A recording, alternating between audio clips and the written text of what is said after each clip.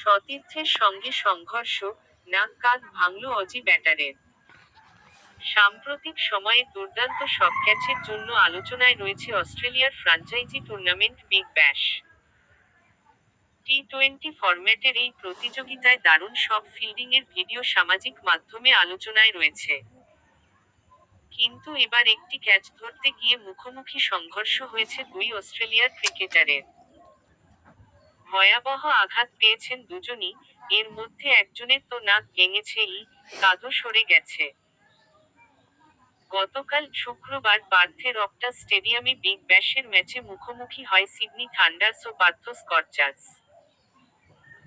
ম্যাচের প্রথম ইনিংসে ক্যাচ ধরতে গিয়ে মারাত্মক আঘাত পান সিডনির ব্যাটার ক্যামেরন ব্যানক্রফট ও পেসার ড্যানিয়েল স্যামস।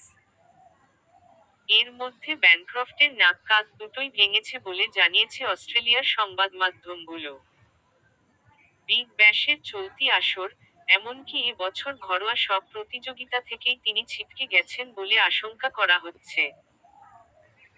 অন্যদিকে, পেস অলরাউন্ডার ড্যানিয়েল স্যামের অবস্থা তুলনামূলক ভালো হলেও তাকে কমপক্ষে 12 দিন মাঠের বাইরে থাকতে হতে পারে। ম্যাচে দুজন মারাত্মক আহত হওয়ার পর উভয়কেই কনকাশন সাব করে দুজনকে বদলি নামানো হয়। মাঠেই স্যাম ও ব্যানক্রফট রক্তাক্ত হয়ে মাঠ ছাড়েন স্ট্রেচারে শুয়ে। পরে পার্থ হাসপাতালে রাতেও ভর্তি।